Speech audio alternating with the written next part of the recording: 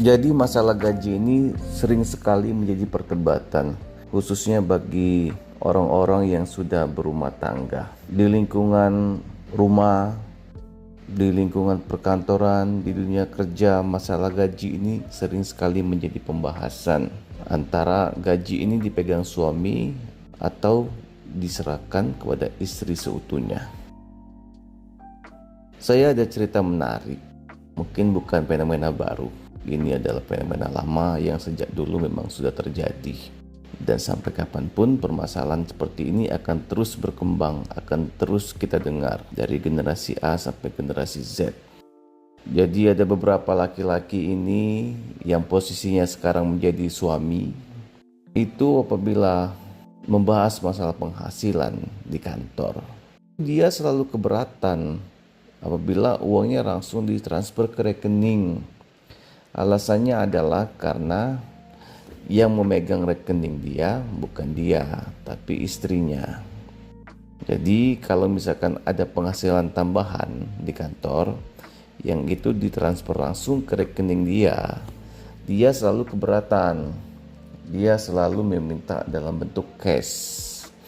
Alasannya kalau uang tersebut sudah masuk ke rekening dia, maka uang tersebut akan susah diambil karena yang pegang rekening adalah istrinya gitu.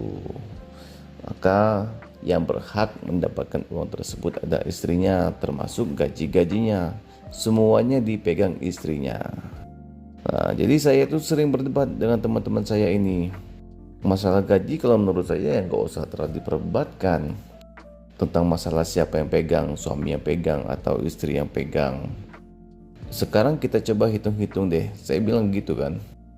Sekarang untuk rumah tangga tiap orang tentunya kan beda-beda, kebutuhannya beda-beda sesuai dengan tanggungan, sesuai dengan kebutuhannya untuk biaya pendidikan, untuk biaya makan dan lain-lain.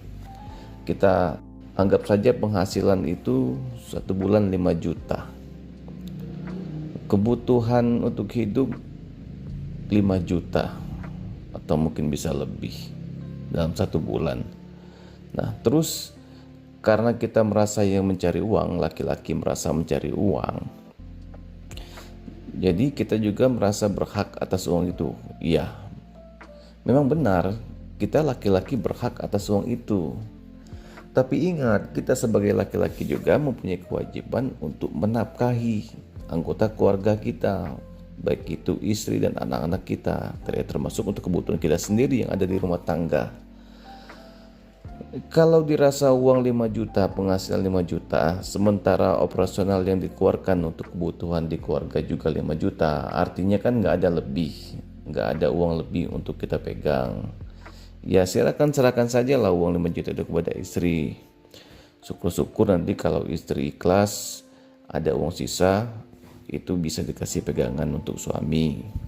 Ya kalau memang nggak ada lebihnya, karena memang kita sudah sepakat, itu sudah kita hitung-hitung, ternyata kebutuhannya memang cukup segitu, yang kok usah lagi ditagih-tagih atau ditanya-tanya masalah uang itu.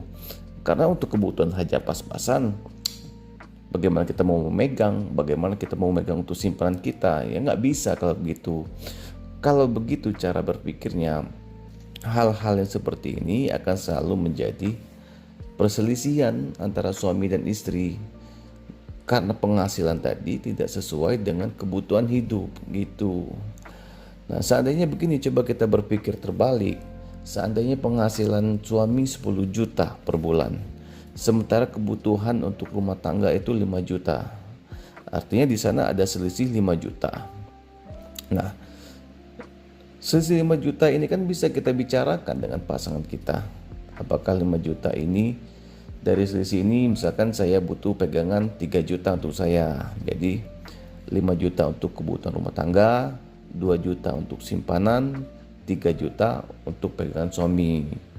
Dan saya rasa itu pasti diterima oleh setiap istri dimanapun. Ya pada intinya kan semuanya kembali lagi ke kebutuhan, kembali lagi dengan pemasukan sesuai enggak dengan pengeluaran kan gitu. Ya, tugas suami, tugas laki-laki itu mencari uang.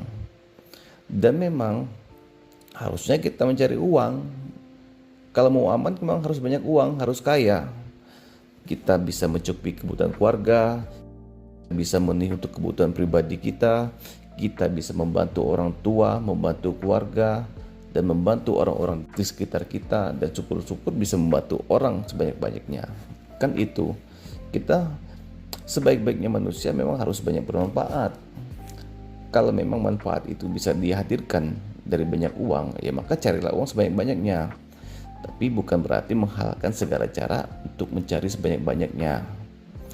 Ya, kita jangan berpikir, uang saya sudah diserahkan dengan istri, nggak keluar lagi kepada suaminya, nggak gitu. Sekarang hitung-hitung aja lah berapa kebutuhan kita, berapa pemasukan. Jadi untuk teman-teman yang masih sering meributkan masalah penghasilan suami dipegang istri ataupun sebaliknya, ya silakan dibicarakan baik-baiklah dengan pasangan. Apakah memang kebutuhan itu cukup atau enggak gitu. Kalau memang cukup, ya lebihnya berapa, terus bentuk pegangan berapa gitu.